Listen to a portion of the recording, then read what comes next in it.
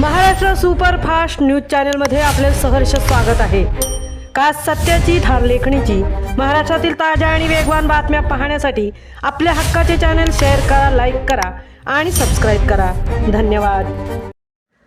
रायगड जिल्हा परिषद आणि पंचायत समिती निवडणुकीच्या पार्श्वभूमीवर महायुतीत तणावाचे संकेत।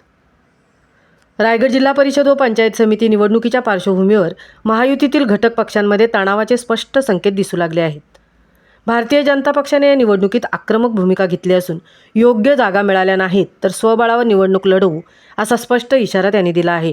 भाजपचे ज्येष्ठ नेते आणि सरचिटणीस सतीश धारप यांनी सांगितले की महायुतीतील मित्रपक्ष राष्ट्रवादी काँग्रेस आणि शिवसेना शिंदे गट यांनी भाजपचा प्रस्ताव मान्य केल्यासच एकत्र निवडणूक लढवण्याचा निर्णय घेतला जाईल। दक्षिण रायगडमध्ये एकूण 37 जिल्हा परिषद गट आणि 74 पंचायत समिती गट आहेत।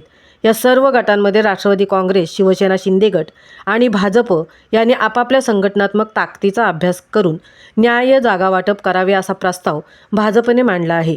या प्रस्तावावर सहमती न झाल्यास भाजप दक्षिण रायगडमध्ये स्वतंत्र उमेदवार उभे करणार असल्याचे स्पष्ट संकेत देण्यात आले आहेत।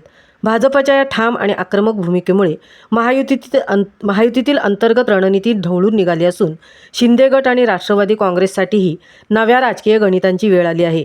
एकूणच भाजपचा संदेश स्पष्ट आहे, जागा मिळाल्या तर युती, अन्यथा स्वबळावर रणसिंह फुंकणार। त्यामुळे रायगडच्या राजकारणात मोठी खळबळ उडाली आहे।